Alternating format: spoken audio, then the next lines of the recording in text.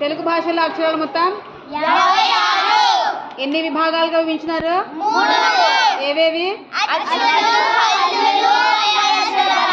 అచ్చులు అనగానేమి? అచ్చులు ఎన్ని? ఏవేవి? హల్లులేవి? హల్లులు మొత్తం ఎన్ని? 30 అక్షరాలు ఎన్ని? ఏవేవి? ఒక మాత్ర కాలంలో ఉచ్చరించే అచ్చులను ఏమంటారు?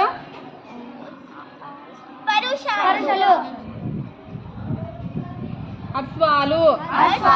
రెండు మాత్రల కాలంలో ఉచ్చరించే వాటిని ఏమంటారు? హల్లుల విభాగం ఎక్కడి నుంచి ఎంతవరకు ఎన్ని విభాగాలుగా విభజించినారు? ఏవేవి?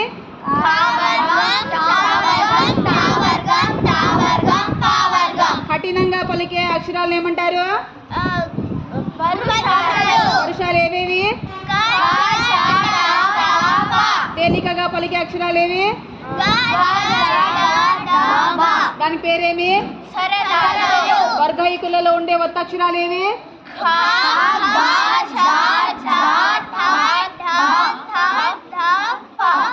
దాన్ని ఇంకొక పేరు ఏం పెట్టినారా? మహాప్రాణ అక్షరాలు లేక వర్గయుకులు అని కూడా.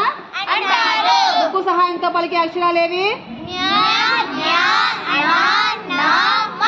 దాని పేరేమి? అంగిలి సహాయంతో పలికే అక్షరాలు ఏవి?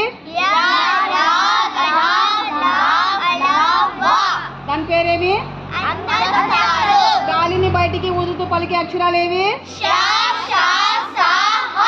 పేరేమి దానికి? పరుష సరళాలు కాకుండా మిగిలిన హల్లులు అన్ని కూడా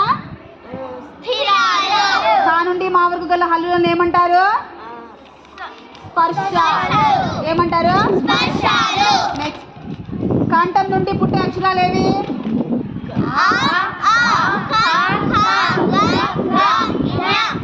కంఠం నుండి పుట్టే అక్షరాలు కంఠ్యాలు. ఏం పేరు? తాలూకా దౌడ భాగంలో పుట్టే అక్షరాలు ఏవి?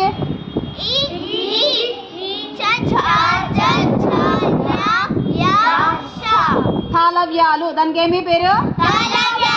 నాలికను గట్టితో అంగిలిని తాగుతూ పలికే అక్షరాలు ఏవి? దానికి పేరేమి? దంతాల సహాయంతో పలికే అక్షరాలు ఏవి?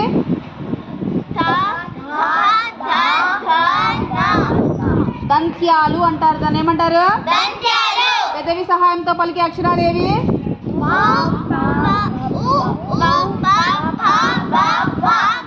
ఓస్ట్యాలు అంటారు. దాన్ని ఏమంటారు? ఏఐ ఓఓ ద్విత్వాక్షరం అనగానేమి?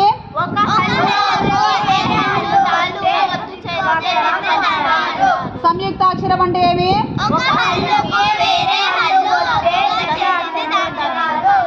భాషా భాగాలు మొత్తం ఎన్ని? ఏవేవి?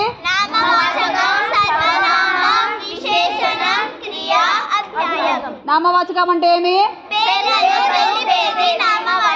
ఉదాహరణ ఏమి? సర్వనామం అనగానేమి? ఉదాహరణ? విశేషణం అనగానేమి?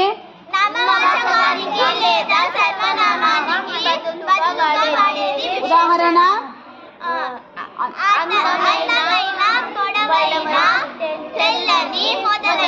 క్రియ అనగానేమి? ఏవేవి ఉన్నాయి? ఎన్ని రకాలు ఉన్నాయి క్రియలో?